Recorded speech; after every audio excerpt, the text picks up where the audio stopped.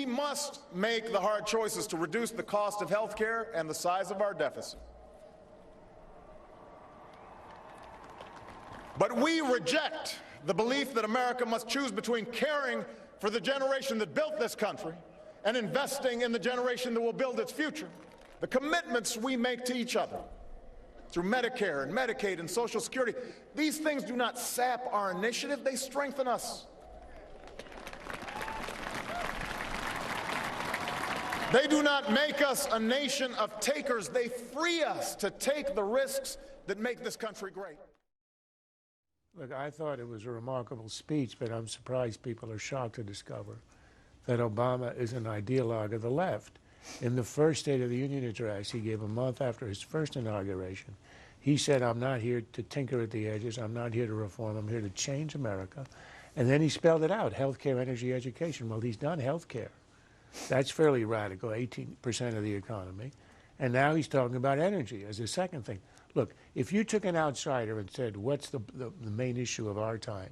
The main issue of our time is the crisis of the entitlement state. It is simply insolvent. It's advanced in Europe, where they are out of money, and we're going to get there in a couple of years. There is nothing in the speech about that. There isn't even a recognition that there's a crisis, because all the programs of the 20th century, like Social Security, were enacted when life expectancy was 62 and medical technology was essentially non-existent. In this century, the programs are now insolvent. He didn't address any of that. He said, I'm going to take all that, defend all that. That's not going to change. I'll defend the old programs, and having already expanded entitlements by adding Obamacare, I'm now going to do energy, which he spoke about a month after his first inauguration, with climate change, and I'm going to continue on the road of the green energy stuff. He wants to create, which he thinks he can out of Washington, a new industry, which means a string of cylinders until the end of time. He's talking about expanding an entitlement state that is now in crisis. That, I think, is remarkable. It marks him as an ideologue. There's no change from who he was in '09, except that right now he never has to again be reelected, so he can be utterly, unbound and say exactly what he wants to do. But ideologically, I found it a remarkable speech. What did you like about it? I liked the part, believe it or not, at the end, where he did speak about sort of emotionally, and I think in a true way, the basic equality in our country, where he takes the same oath as a soldier or an immigrant to honor and to defend the Constitution. And there is an outlook. His ideology, which is not mine, is one where he takes the role of the defender of the common man against the rich and the others who are in class war against the rest of us.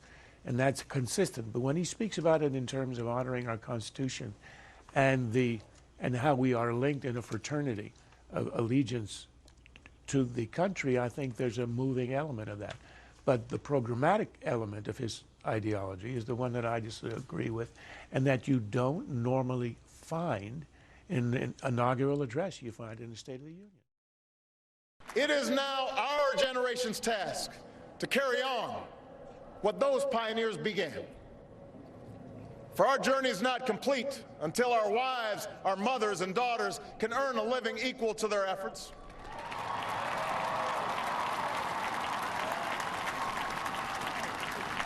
Our journey is not complete until our gay brothers and sisters are treated like anyone else under the law. For if we are truly created equal, then surely the love we commit to one another must be equal as well. Can he get this through, this progressive agenda? We'll hear the State of the Union in 2 weeks. Can he get this through? Only if he re-wins the House in 2 years, which is one of his objectives. But it was not a partisan speech. I don't think it was a speech that should be critiqued because it was out of that spirit. It was an ideological one. He's proud of his ideology. It represents, a large section of America, perhaps a majority.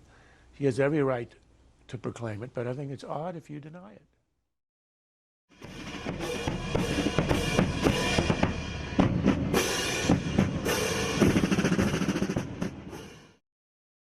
This has been a Sunfish production.